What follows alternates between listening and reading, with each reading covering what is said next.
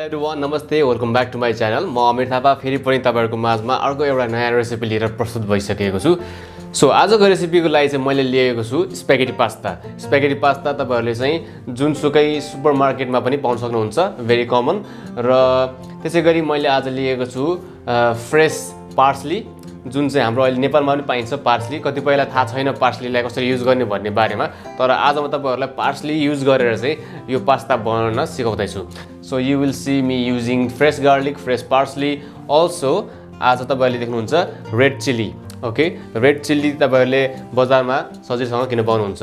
र यसमा यो रेसिपीमा नहुने भनेको extra virgin olive oil. So मैले चाहिँ एक्स्ट्रा भर्जिन ओलिभ ओइल लिएको छु, एकदमै गुड क्वालिटीको। सो आजको recipe as you can see here, spaghetti aglio e olio, which means pasta स्प्यागेटीसँग चाहिँ चिल्ली गार्लिक र पार्सलीको एउटा कम्बिनेसन, एउटा plain pasta but with lots of flavour and very classic and rustic pasta dish बनाउन गइरहेको छु। सो ढिला नगरिकन लेट्स गेट स्टार्टेड।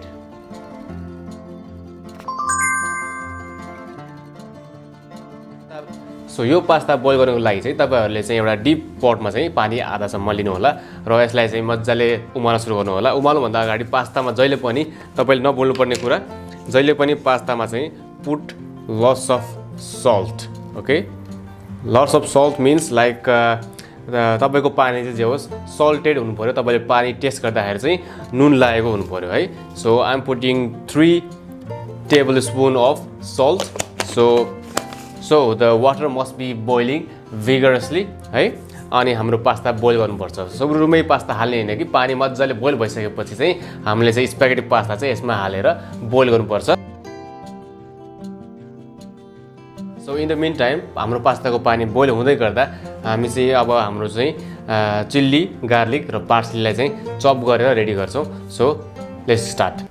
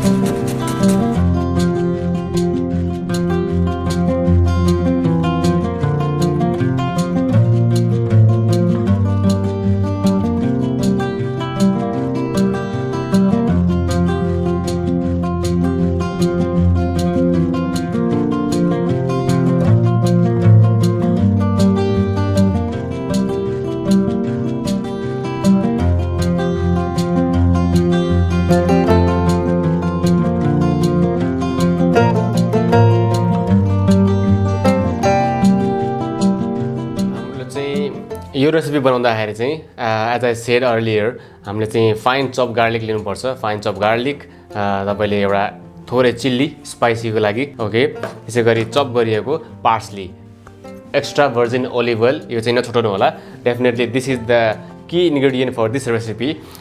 सो हाम्रो पानी बोइल पनि भइसकेको छ, पास्ता बोइल गर्न जाँदैछौँ। So I will show you how to boil pasta in a proper way. Okay, so let's go. So हाम्रो पानी चाहिँ मजाले बोइल भइरहेको छ। जहिले पनि पास्ता हाल्दाखेरि चाहिँ ट्विस्ट गर्नु होला, मजाले पास्तालाई चाहिँ यसरी छरिदिनु होला है। सो पास्ता बोइल गर्दाखेरि चाहिँ तपाईँहरूले चाहिँ पानीमा चाहिँ नुन हालेको हुनुपर्छ। एउटा मेन तपाईँहरूलाई आइडिया, नुन हाल्नु होला पास्ताको पानीमा चाहिँ र मजाले यसलाई बोइल हुन दिनु होला। र एक्ज्याक्टली 7 म्याक्सिमम 8 मिनटमा चाहिँ तपाईँले पास्ता निकाल्नु होला है। तपाईँलाई म देखाउँछु अल्देन्ते कस्तो हुन्छ भनेर है। सो यु क्यान सी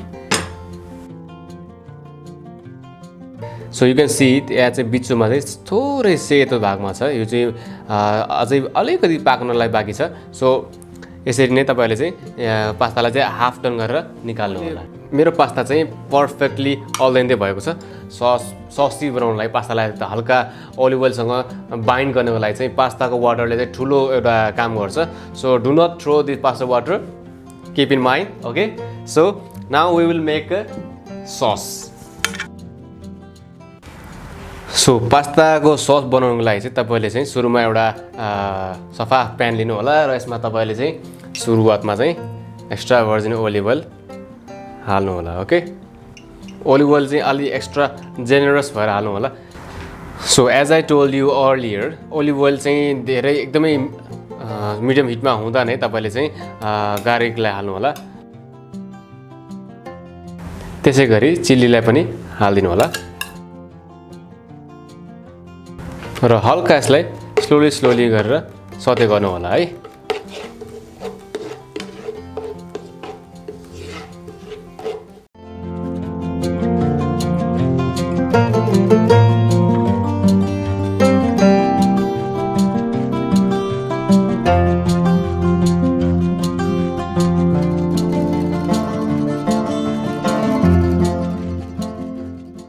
हल्का ब्ल्याक पेपर हाल्छौँ।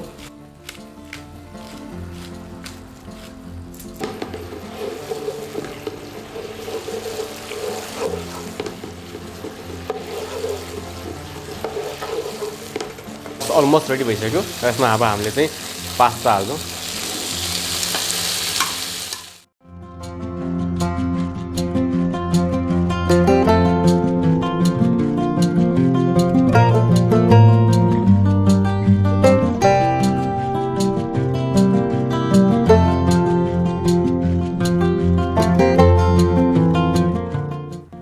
सो हाम्रो पास्ता पनि रेडी भइसक्यो। तपाईँले चाहिँ you can see the pasta is slightly saucy due to the olive oil and the garlic chili, okay. So now we will plate this pasta.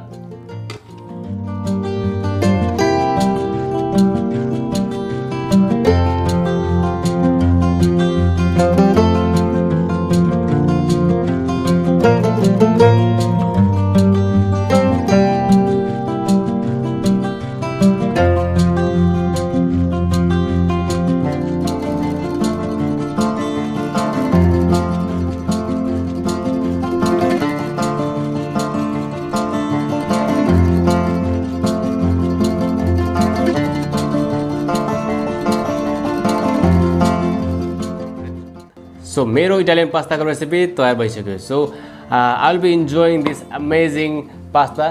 So हजुरले पनि आफ्नो घरमा चाहिँ यो पास्ता बनाएर इन्जोय गर्नुहुन्छ भन्ने मैले आशा राखेको छु र I hope you will find this recipe useful and you will try at your home. यति भन्दै I will back next week again with another beautiful recipe. Till then this is me सेफामिर signing off from my channel. Take care, bye bye, चाओ।